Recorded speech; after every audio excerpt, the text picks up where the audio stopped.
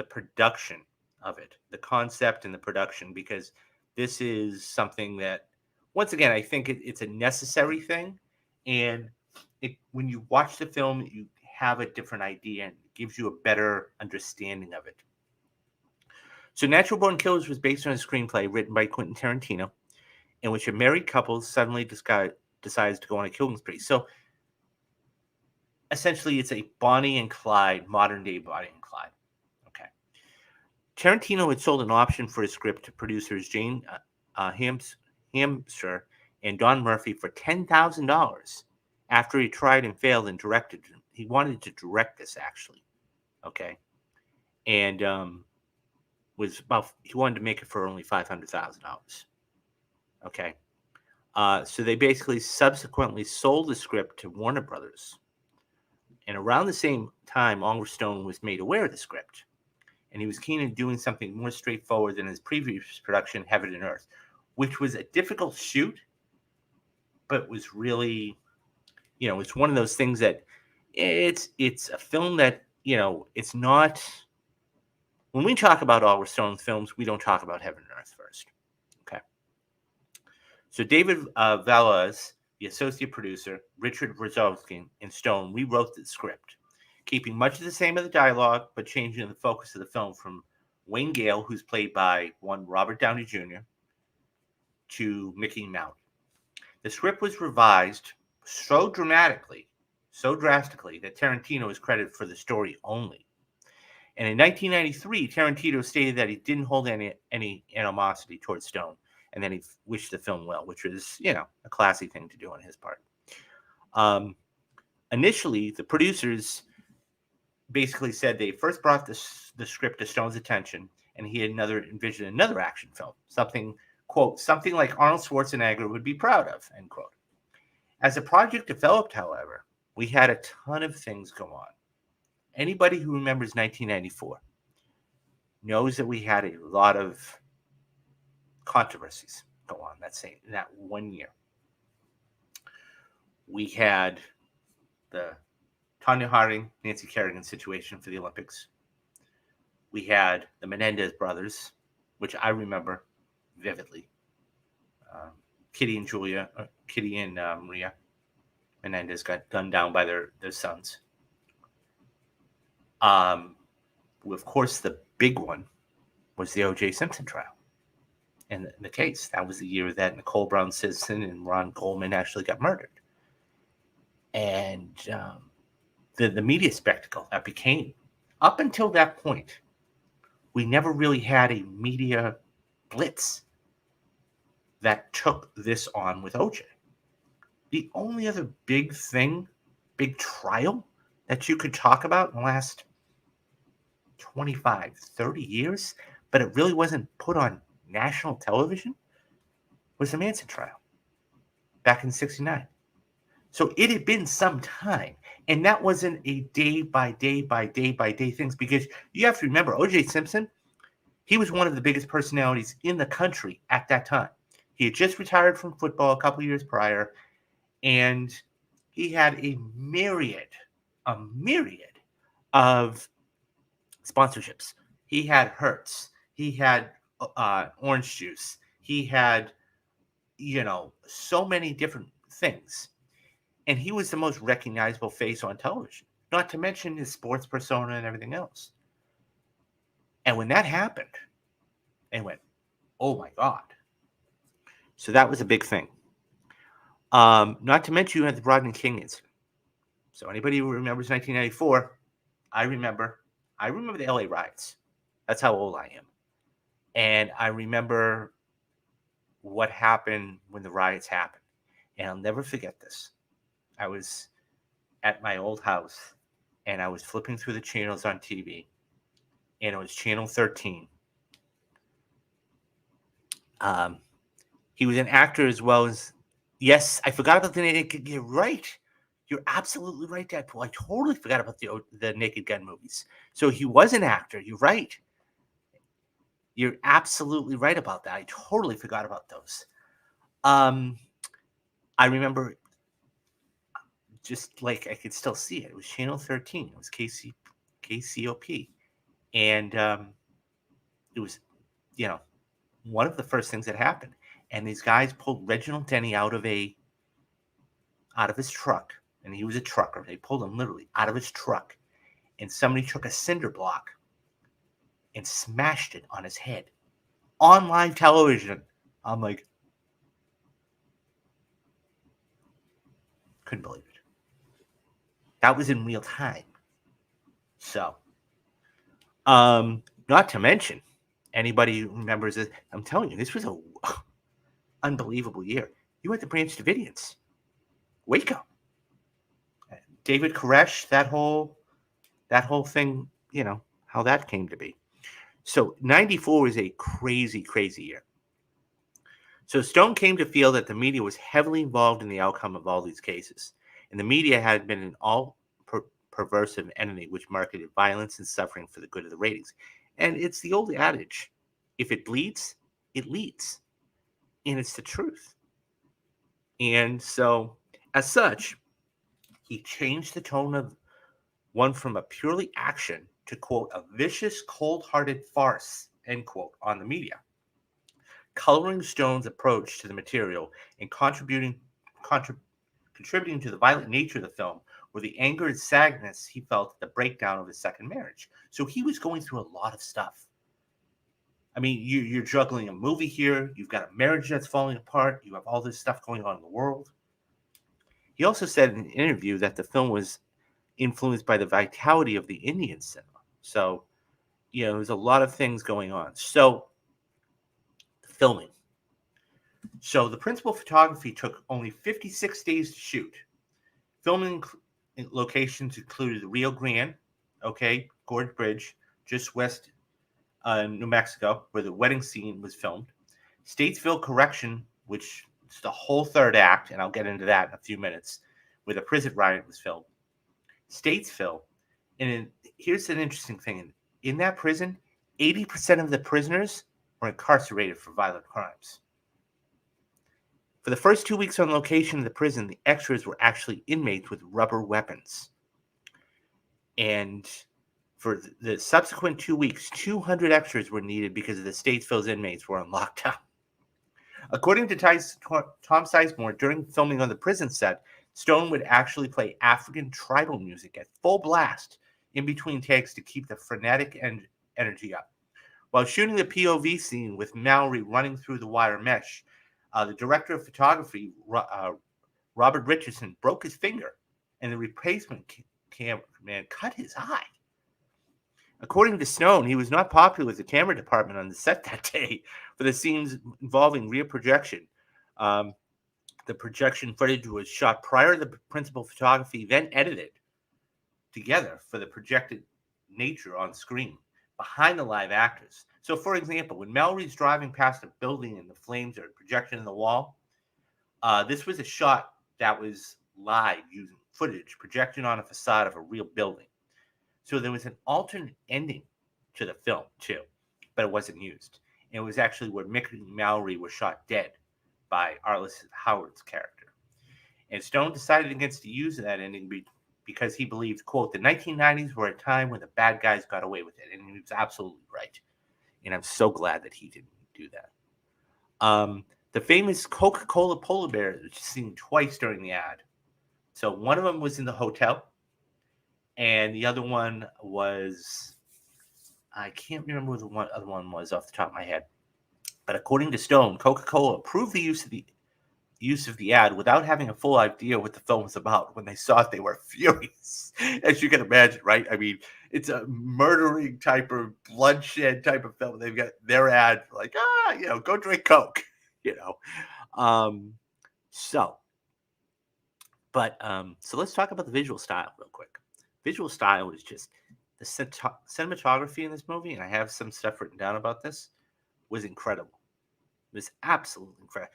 I want to show you. So, Natural Born Killers was filmed and edited in a frenzied psychedelic style and features both color and black and white use in cinematography as well as animation, directed by Mike Smith. Okay, so let me get to a couple of these photos because this is going to really show you what I'm talking about.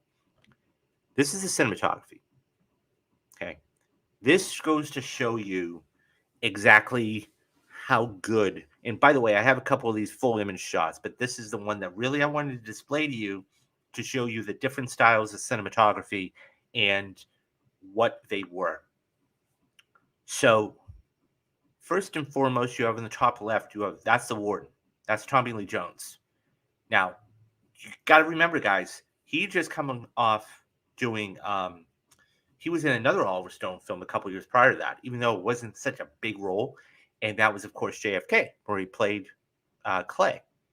Okay, and so that's black and white. That just shows you how black and white photography can really be used, but it also demonstrates that he may or may not live.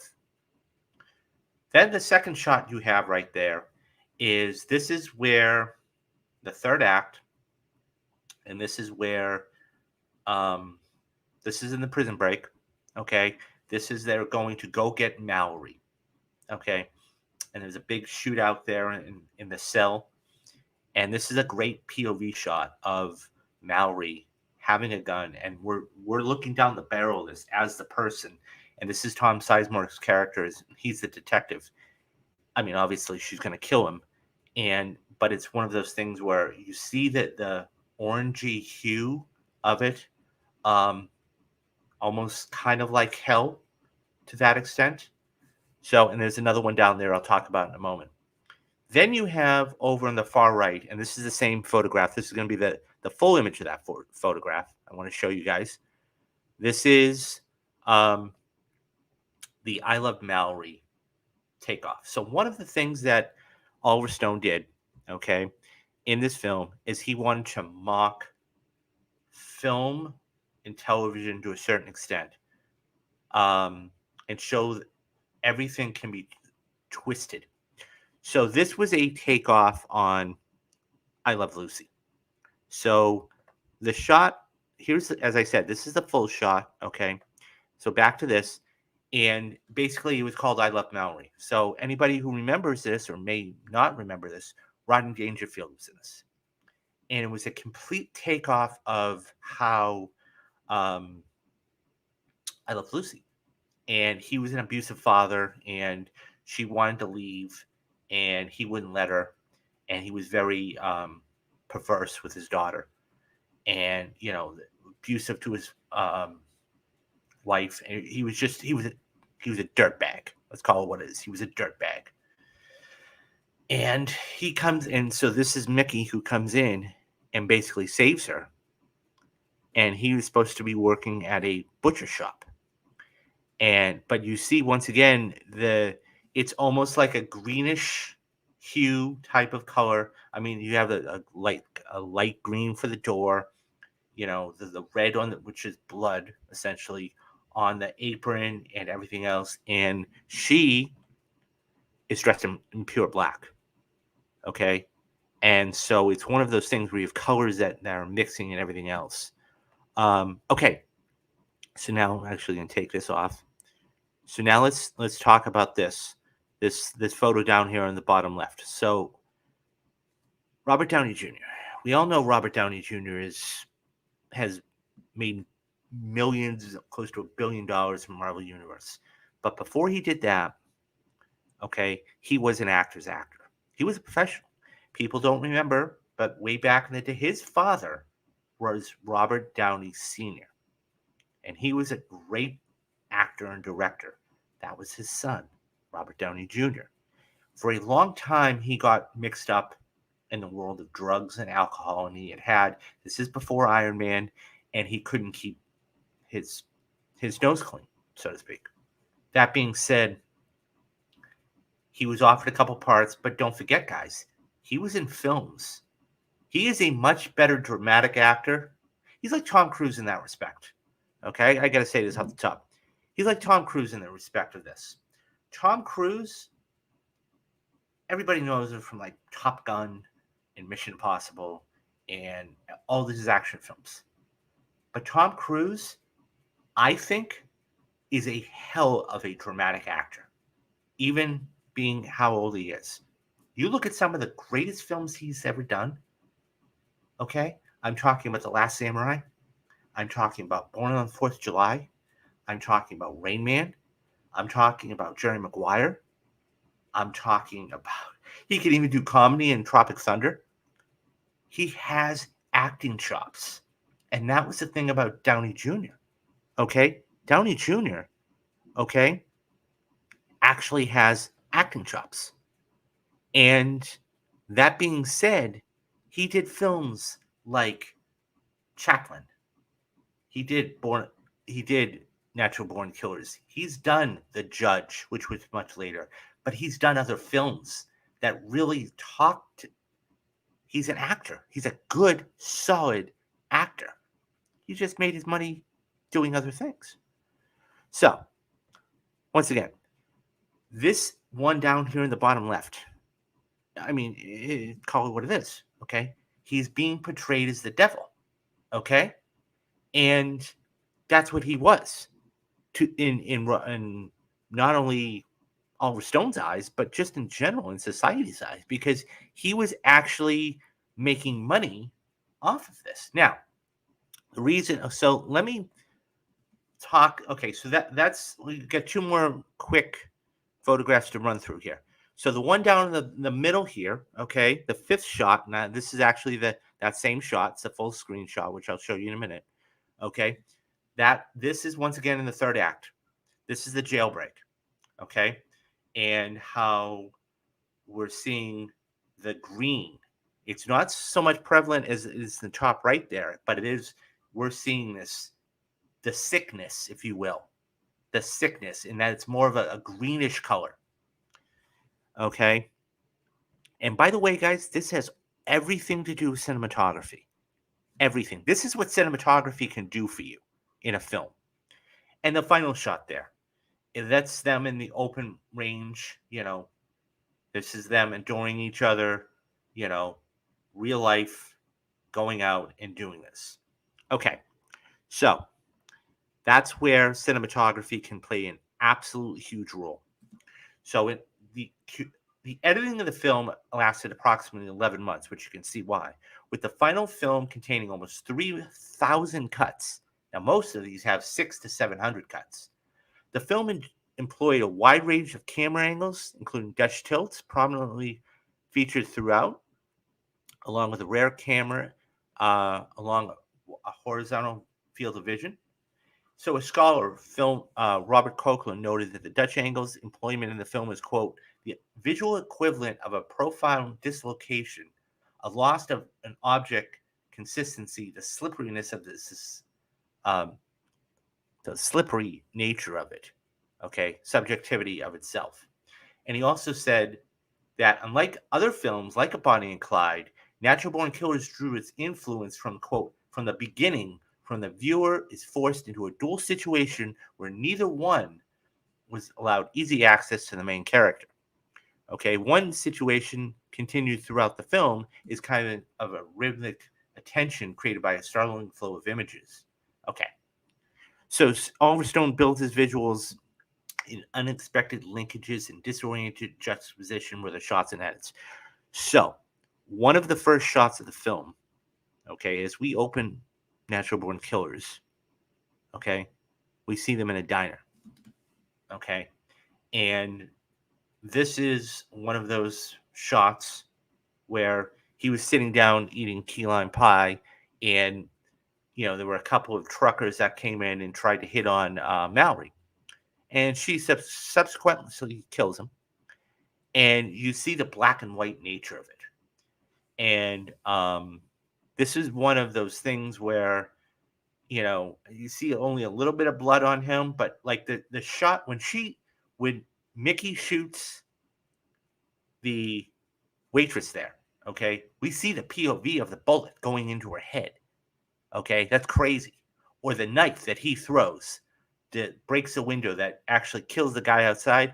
We're actually seeing the POV of like the guy having the knife go into him. Different shots like that really, and we can even go back to the POV shot of this, right?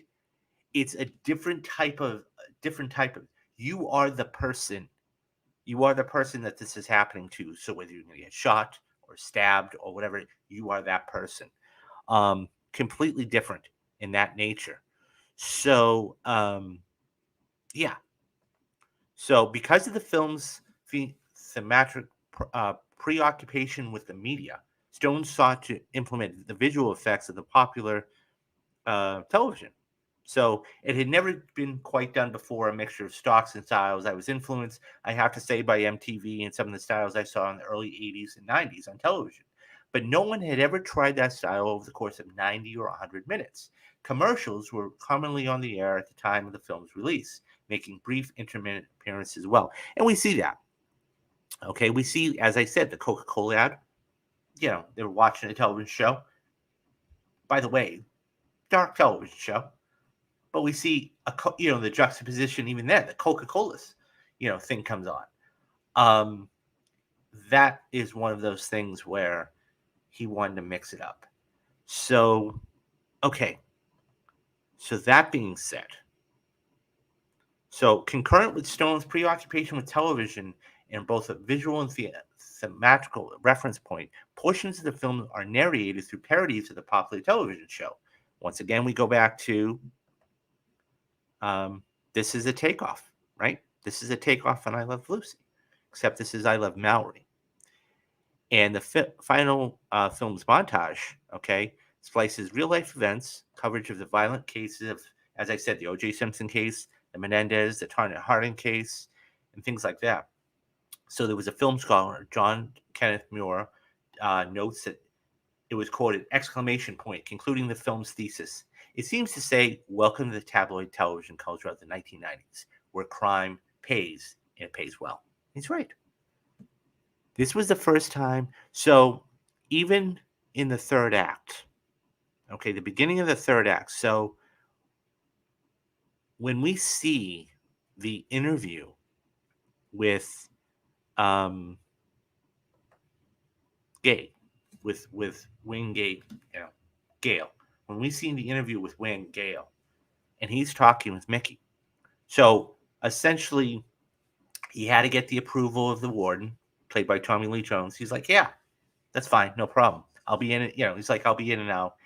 And so what ended up happening was that was a takeoff, or really an editorial, if you will, on the Geraldo Rivera, Charles Manson interview that he did. So that was something really interesting. Now, the themes of this movie, obviously.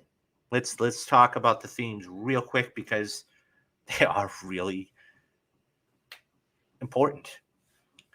So one of the central themes of Natural Born Killers is the relationship between real-life violence and the mass media's coverage of it. This theatrical preoccupation was declared in the film's promotional materials when, the poster was advertised as a bold new film that takes a look at the country seduced by the fame and obsession of crime and consuming the media. Now, I got to say one thing. I just did Quiz Show a few minutes ago. Quiz Show was another film that one of the big themes in that movie was the rise and fall of somebody on television. You saw, Herb Stempel, who was at the top, and then fall. And it was somebody who loved television. And then you had Charles Van Doren on the flip side of the coin, who was prominent. He was a professor. He was well known, whatever. But he didn't like the spotlight. And he rose up. He got a lot of money. He got a lot more fame. He got a lot more inclusion to other things that he may not have. He was on the Today Show. He did all of these things. And this is how television can depict other people. So what we see on television isn't necessarily the whole thing. Don't forget, guys, they only have a 90-second, maybe 2 minutes for a story, and they have to summarize everything that happened in that 90 seconds or 2 minutes. This is a total same thing, okay? With the preoccupation and everything else. So the character of Wayne Gale, once again played by Robert Downey Jr., the television host of American Maniacs, functions in the film as a figurehead to the true crime television documentaries which recycles real life events of violence and criminal activity to entertainment for the general public. Look, we I was talking about this just a few minutes ago.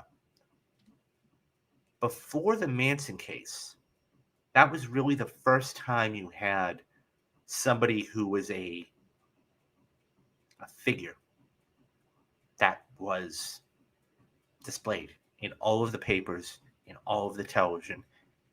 And that was the biggest thing for Charles Manson. He wanted to be known. I mean, yes, he had his crazy theories and everything else, but he wanted to be known. And one of the things that he thought he could do was start a race war. But in order to do that, he had to jumpstart it. So that's what happened. But the point is, he wanted to be known. Gale is doing the same thing in this film, okay? Wayne Gale wants to make a name for himself, okay? There's even a scene in the third act when he's sitting right before the interview, when he's sitting down with Mickey, he's like, well, would you mind if I do the interview? He's like, well, have you interviewed John Wayne Gacy? He's like, yeah. He's like, who got the higher ratings? He's like, you did.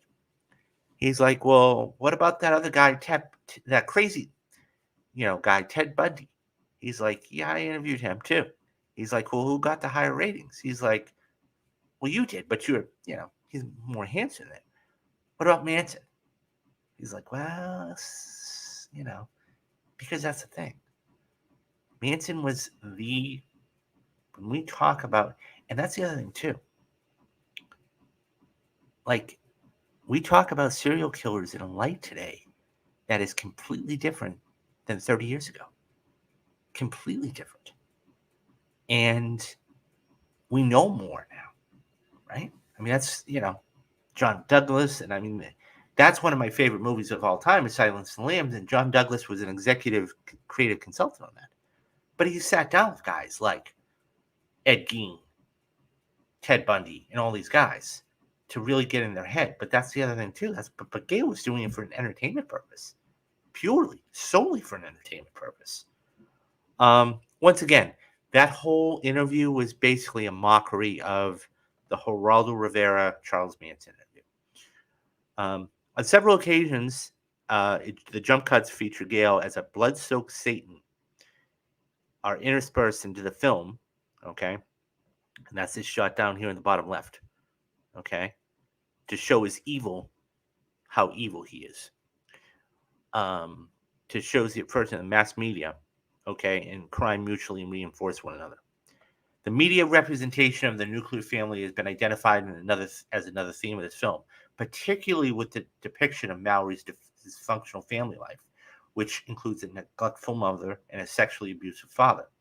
Muir notes that the sequence depicting Mallory's home life, presented as a television sitcom with the title I Love Mallory, a parody of I Love Lucy, charts, quote, the colossal gulf between the imagery sold to America regarding family life and truth for many Americans, such as family life in the 1990s.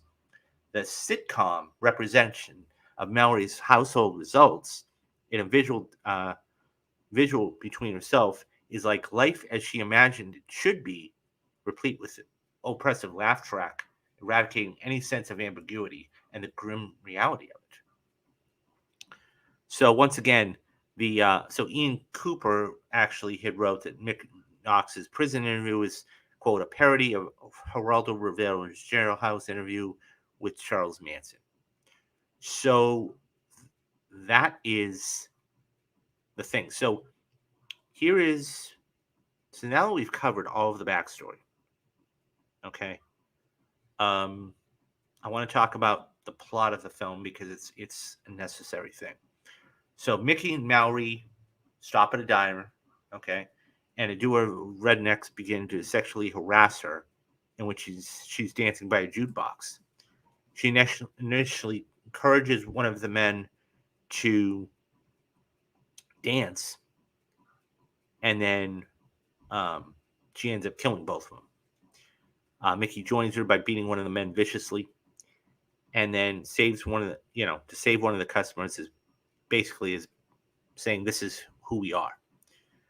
So they go and they reminisce about how they met, and this is the shot of meat delivery service guy, and this is that shot there about when they met each other. The first time that they met. So, so after a whirlwind romance, Mickey is arrested for grand theft auto and sent to prison, and he escapes and returns to Mallory's home. The couple murders the parents, but spares the life of the little brother, Kevin. The couple then goes to a bridge for an unofficial marriage.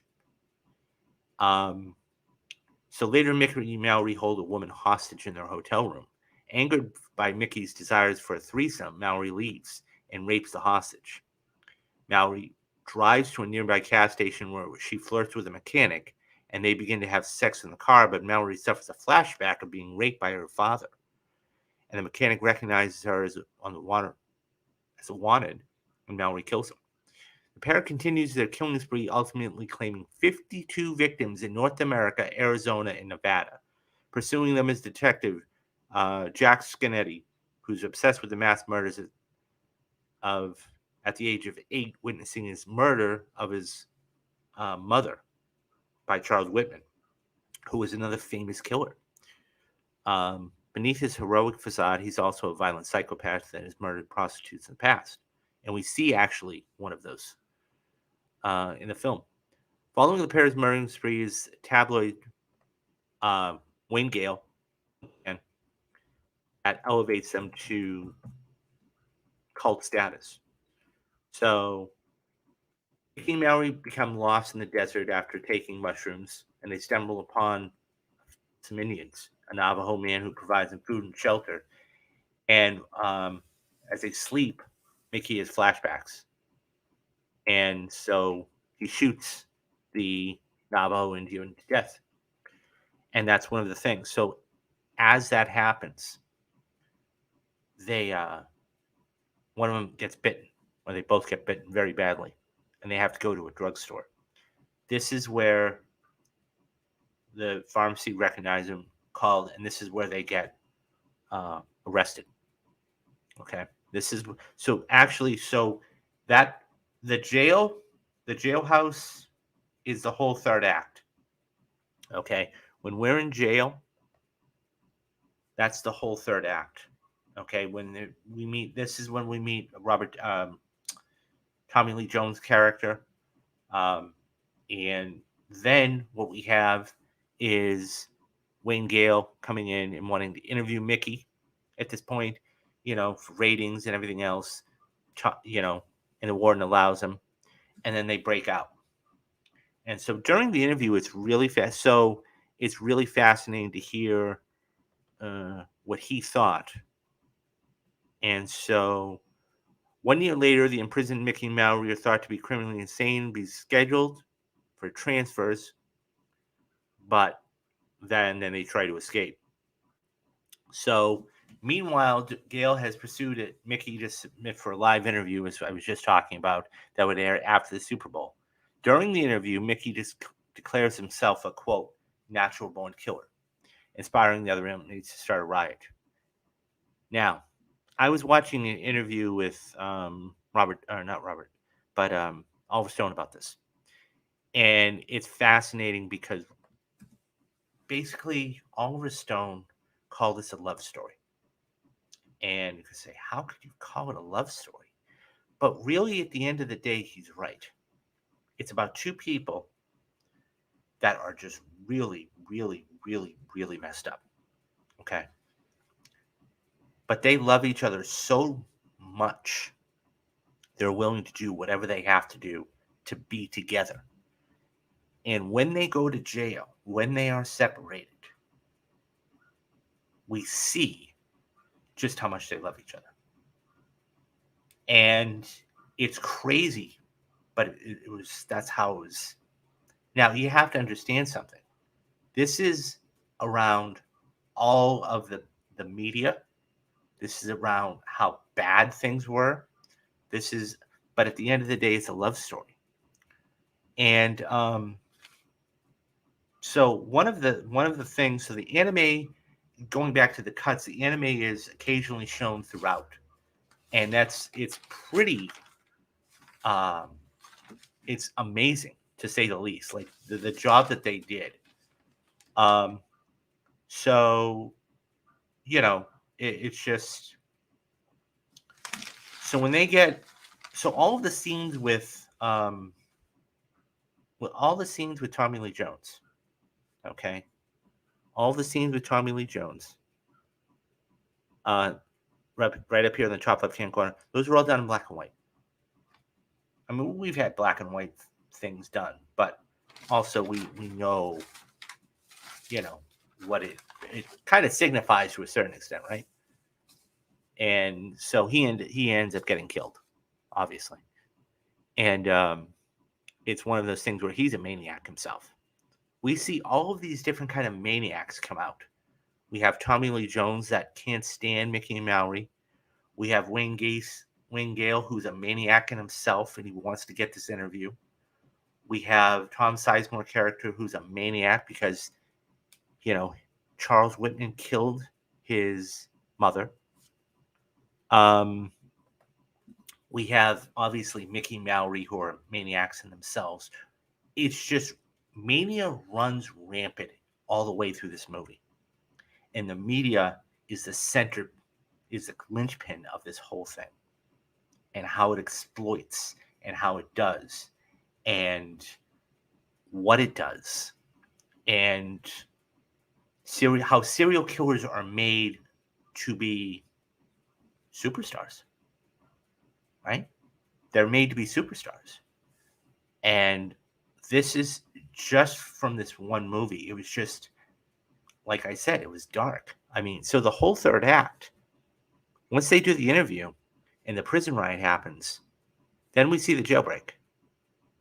And once again, this is a shot of Mallory holding, Gail hostage. And it's actually interesting because if you look with all the death around, okay, with all the death around, you could actually see what could be construed as a cross in the background. Now, could that mean sacrifice? That could mean, you know, religion. That could mean a multitude of things, right? So once again, you have the fact of you have that kind of cross symbol in blood. Okay. And by the way, once again, what was something that the Manson killings did a lot of? Anybody who's researched this, and you don't really have to research it, but they wrote things in blood, whether it was pig on the refrigerator, whether it was death to pigs at another thing. They wrote things in blood, and they smeared blood all over the place. So that's something to be, and we see Wayne Gale change. Okay, here's another shot of so when Mallory gets shot, okay, and Mickey's, talking to her and saying, we're gonna go down here together, right?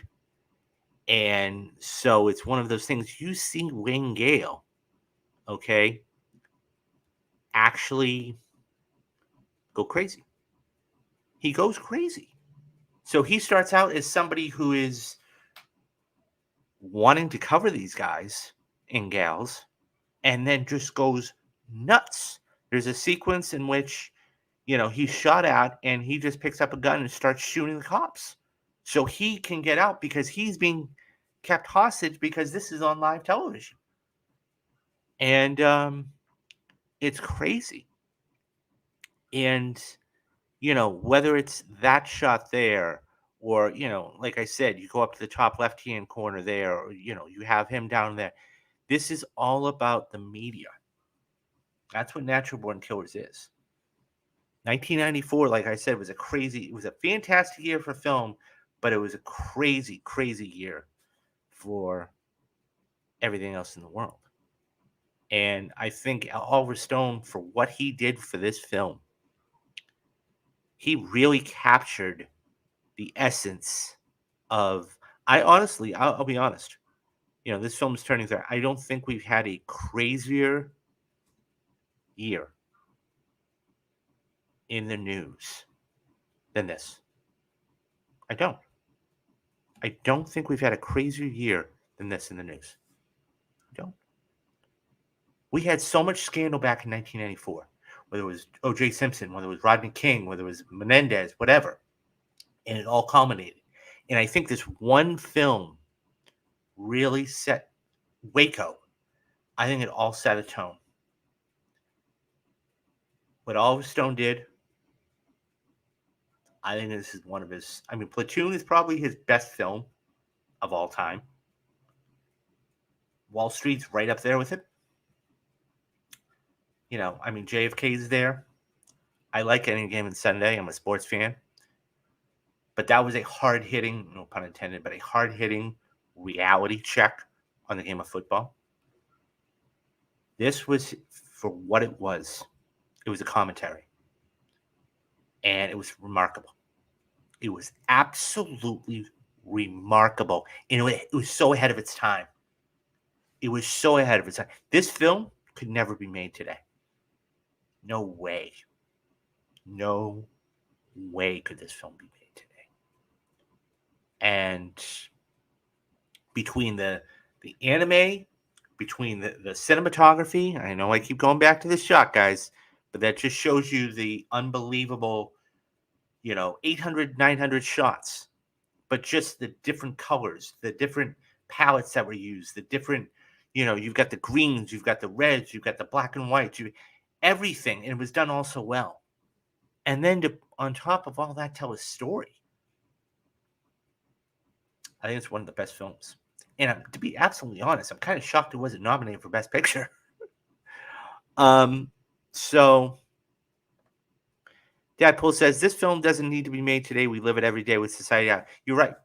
You're absolutely right, Deadpool. Spot on. Spot on.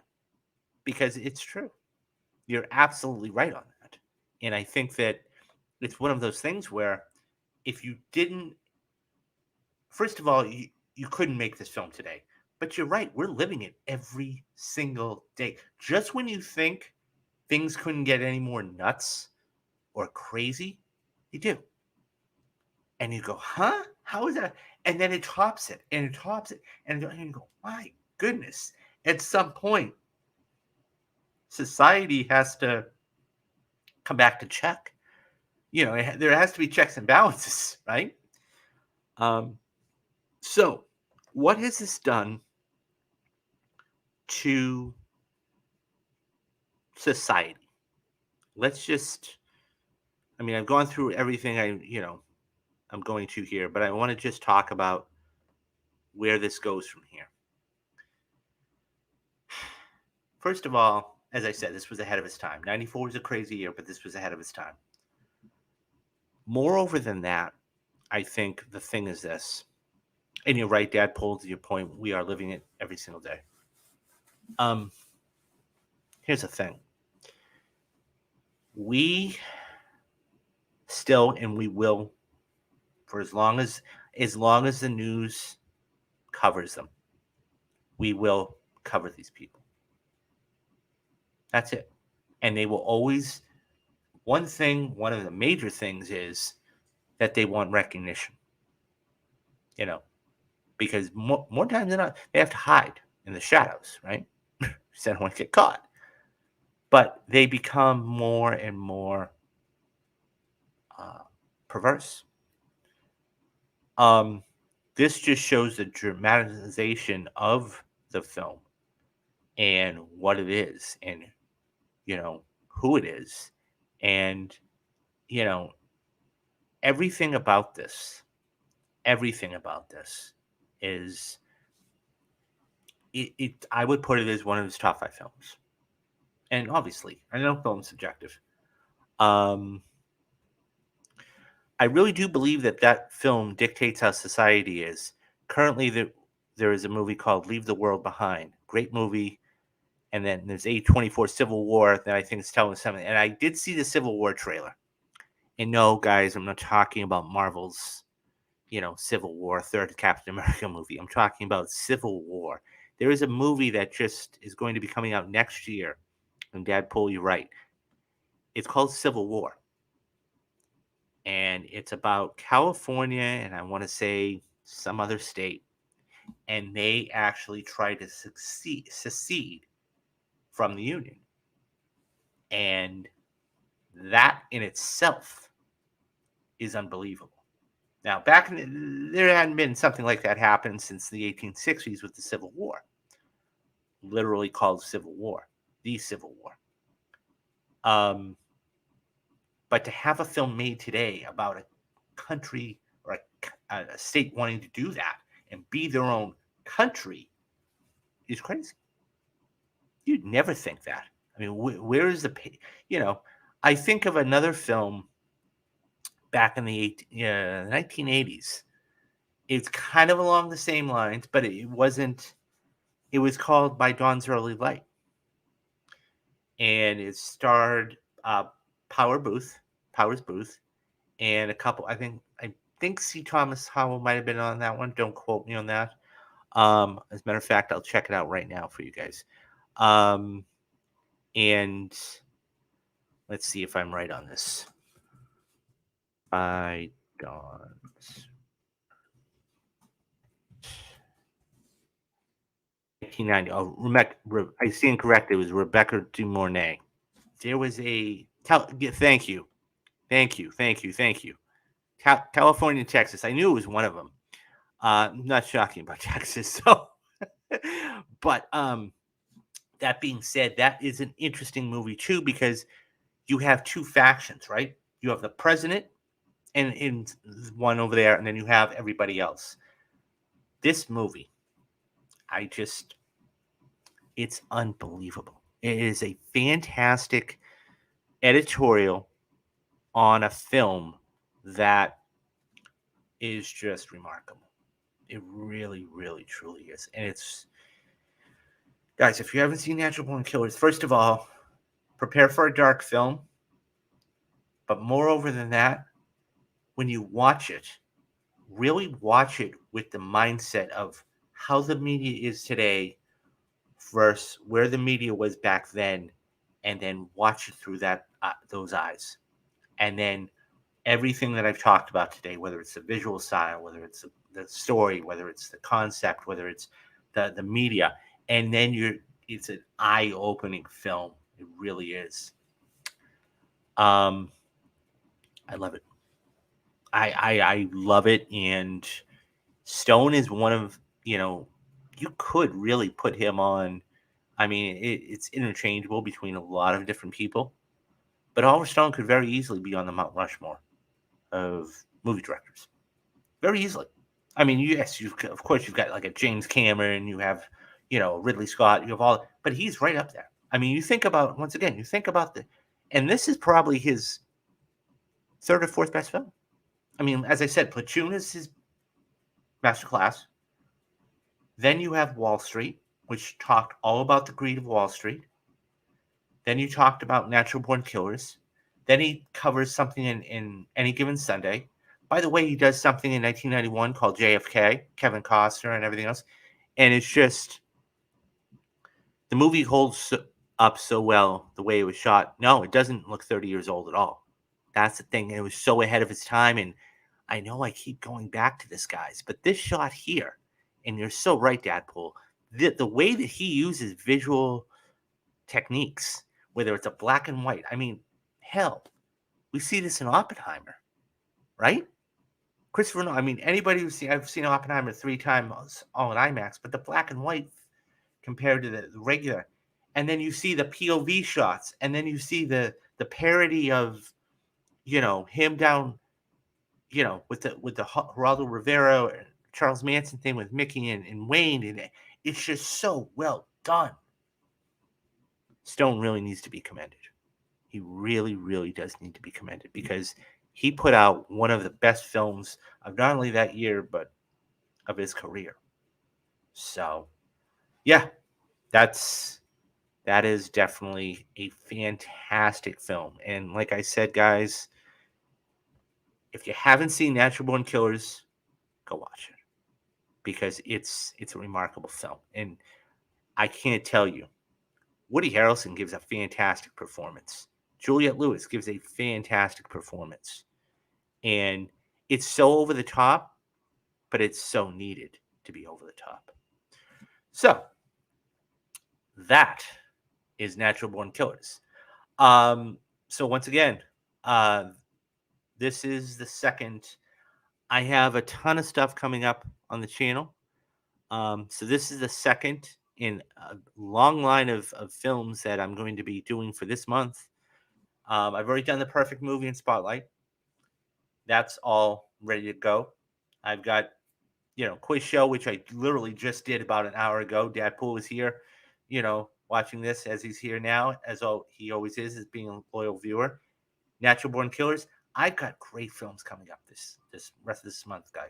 Ghostbusters, Indiana Jones and the Temple of Doom, Clear and Present Danger, Street Fighter, a variety of films, because I want you guys to have all these different films. And I don't do them just because they're turning a certain number.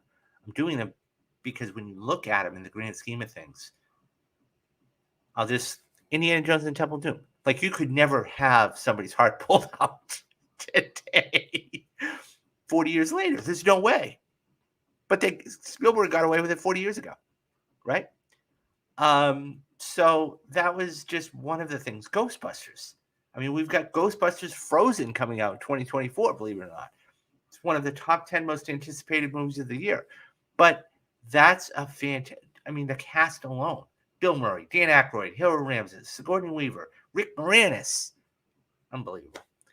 But those are the kind of movies I'm going to be bringing you all year.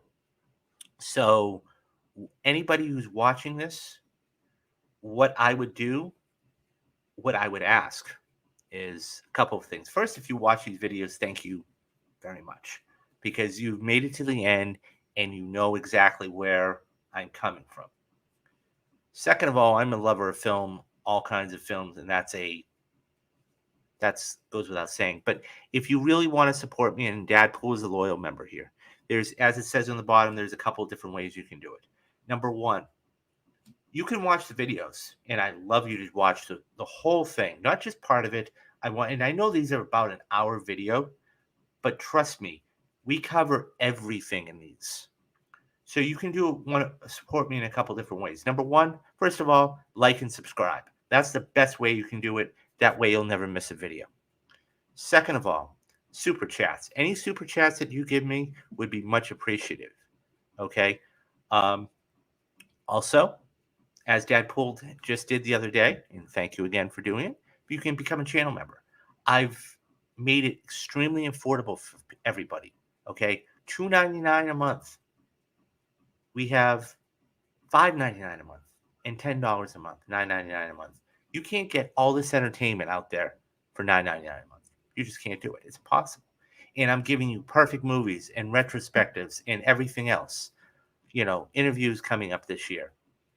So that is my way of, you're supporting me, you're believing in me, but more importantly, I want to give you the best entertainment I can.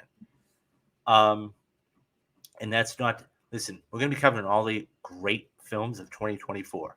The first week of streams, we're going to be doing a retrospective of 2023 and covering the top 10 most anticipated movies of 2024. That's the first week. And then we've got other things planned for the rest of the month. I can't say strongly enough, okay? Hit that like, hit that subscribe button. Never miss a video. As I said, super chats, channel members. If you want to go pick up something in the store, we've got all different types. We've got mugs, we've got t-shirts, we've got sweatshirts.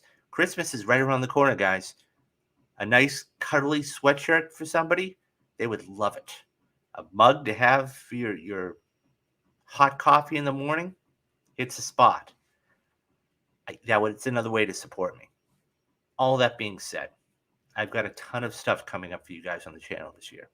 I want to grow this channel. I can't wait to not only see your reaction to things, but, how do you, comments.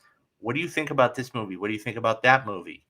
And by the way, guys, if you want to talk to me, hit me up on Twitter. I'm always on Twitter. Whether I'm responding to tweets, whether I'm in spaces, whether I'm hosting spaces or anything else like that. That's my screen name down there. And I'm very, very close. I'm actually about 95, I think, 95 or 100 followers away from getting monetized on Twitter. So I'm thinking about once I get to that 500 mark, I absolutely want to do something for subscriptions, and I'll figure that out when the time comes. But definitely follow me on Twitter if you're not already, because that way you'll be able to interact with me. So that is Natural Born Killers, and I loved watching it. It was so much fun. Um, so it is 5 o'clock here on the West Coast. I think what I'm going to do is take a little bit of a break, and I'm going to come back in maybe half an hour, maybe 45 minutes. We'll call it 5:30, 5:45-ish, and we're going to be doing another fantastic movie that was made 30 years ago. Like I said, guys, 1994 was just an unbelievable year. And Harrison Ford, of course, he just did Indy 5 this last year. I enjoyed it. I know a lot of people were skeptical about it. I had a good time with it. Going in knowing what it was. But that man, for almost 20 straight years, he was the number one guy at the box office. He held two monster franchises together. Um, Star Wars and Indiana Jones. And in 1994, he did a little movie that was Tom Clancy. It was incredible. And I'm talking about Clear and Present Danger. So, once again, a huge cast, right? Um, you had James Earl Jones. You had Harrison Ford. You had, you actually had, believe it or not, you actually had the villain, okay? The villain who plays, it was nominated for 2 Oscars, but it's interesting because the guy that plays Ritter in this movie was actually the same guy who ended up getting to play the villain in Mission Impossible. So Henry Zurich. So, but yeah. So we're gonna be doing Clear and Present Danger next. So yeah, yeah, definitely. So about 45 minutes. We might call it 6 o'clock here on the West Coast. But come join me, and we're gonna be doing and that's just Philip Norris. Patriot Games is good, but this was great. And so what I'm going to do, once again, we'll walk through it all. And so, guys, if you don't catch the streams, don't worry about it, because what I'm going to do is I'm going to put it private. I'm going to edit it, and then you guys will be able to watch it when it's scheduled, and then that's what's going to happen. So once again, we'll come back here at 6 o'clock, and we're going to be talking about Clear and Present Danger. So once again, I'm David Steele, and you have been watching Real Talks. And I'll see you in about an hour, guys. Bye-bye.